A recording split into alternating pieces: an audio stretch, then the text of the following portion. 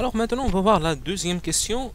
Donc, calculer le volume V2, la température T3, T2, la variation d'énergie interne du gaz et le travail échangé par le gaz.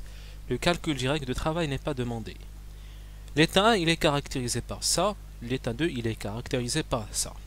Donc, je vous conseille, en termes dynamiques, de toujours écrire les états d'équilibre que vous avez avec leurs paramètres devant vous comme ça.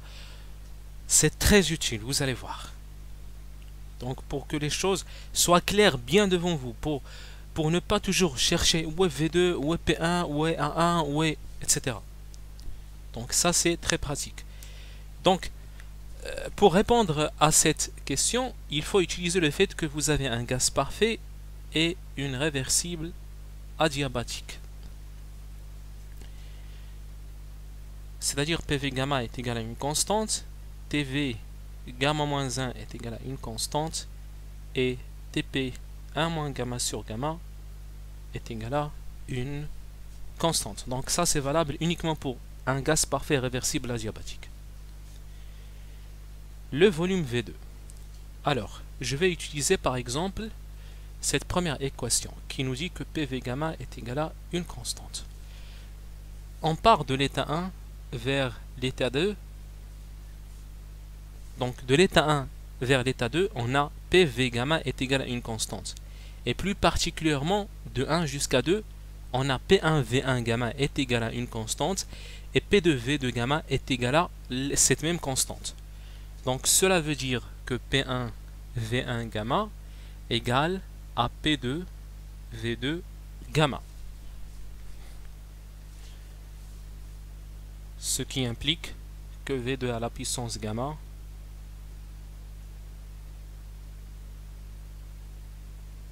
ce qui engendre que V2 est égal P1 sur P2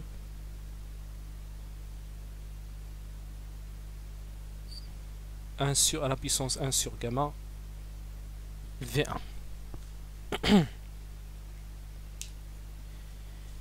Donc une petite application numérique s'impose. P1 c'est 2,5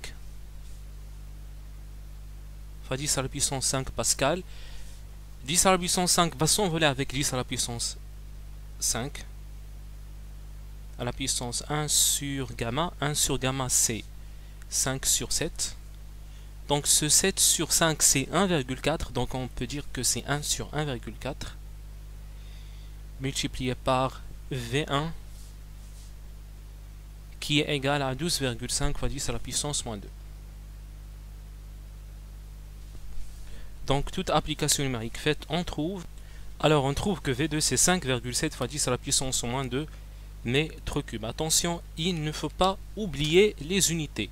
L'unité internationale pour ce qui concerne le volume, c'est le mètre cube. Pour ce qui concerne la pression, c'est le pascal. Et voilà, donc on a tout va bien. Donc maintenant, on va déterminer la température T2.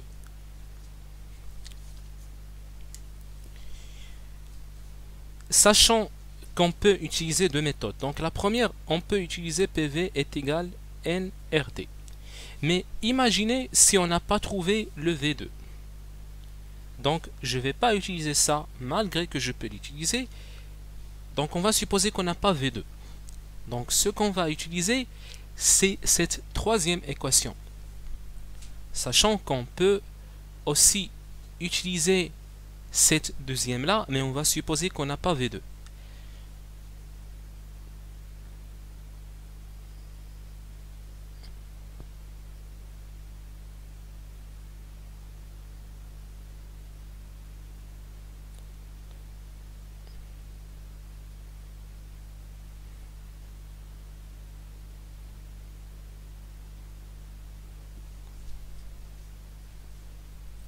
Moi, ce que je veux, c'est le T2. Donc, ça engendre que T2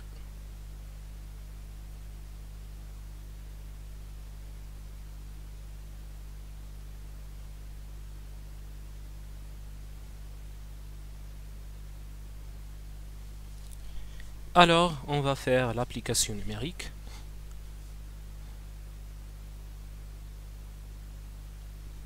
T1 c'est 300 Kelvin. P1 sur P2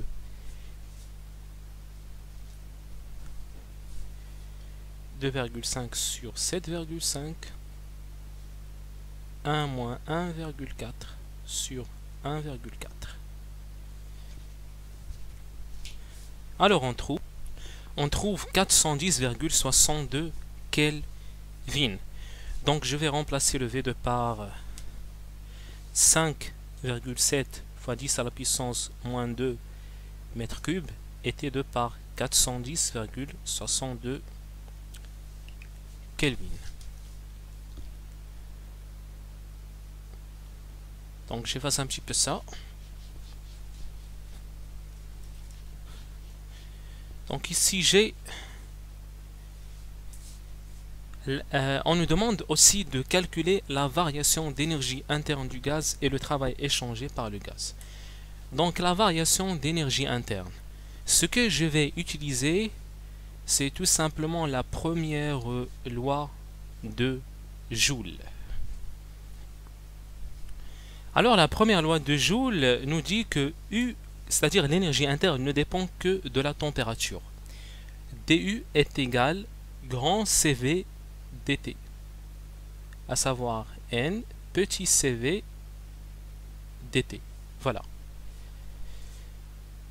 Donc ici j'ai pas de CV ou de petit CV, donc bon, j'efface. Bon, ça c'est grand CV dt.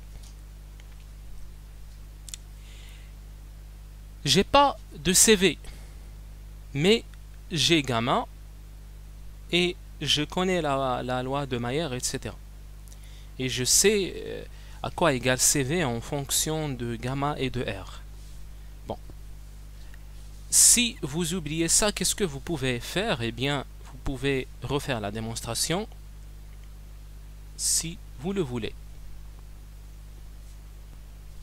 Donc, à savoir, il faut utiliser la relation de Mayer qui vous dit que grand CP moins grand CV est égal à NR, et puis gamma est égal à grand CP sur grand CV.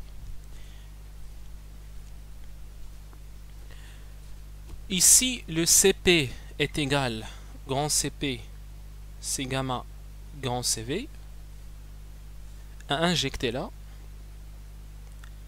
pour donner CV facteur de gamma moins 1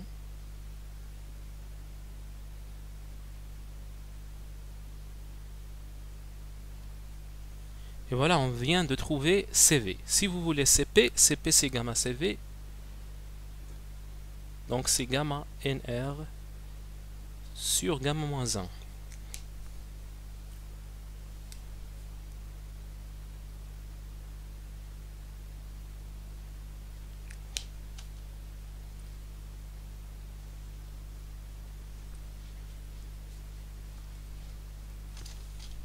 Alors, qu'est-ce que je vais faire? Moi, ce que je veux, c'est U. Bah, c'est ce qu'on veut. Donc, ce qu'on veut, c'est delta U, qui est l'intégrale de l'état 1 jusqu'à l'état 2, de 1 jusqu'à 2 de du. N, c'est une constante. R, c'est une constante.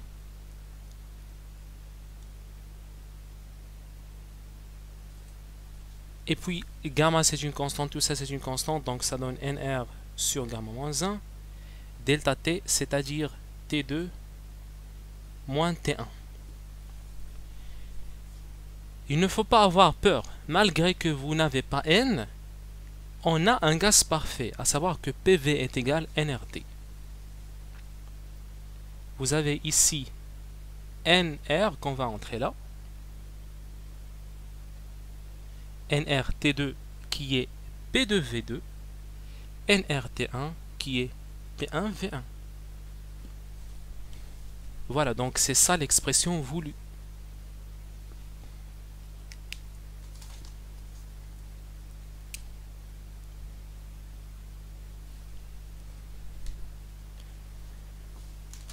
application numérique.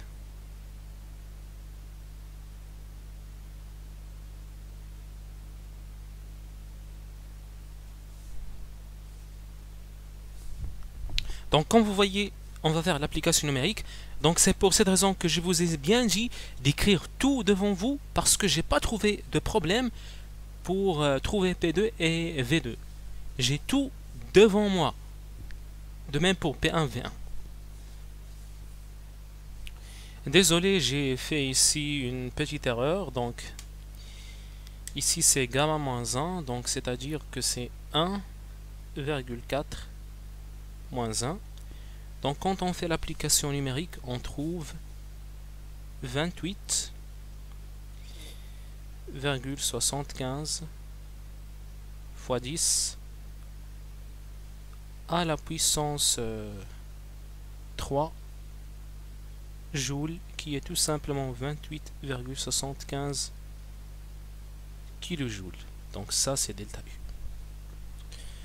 Donc après on va voir on va calculer le travail échangé par le gaz.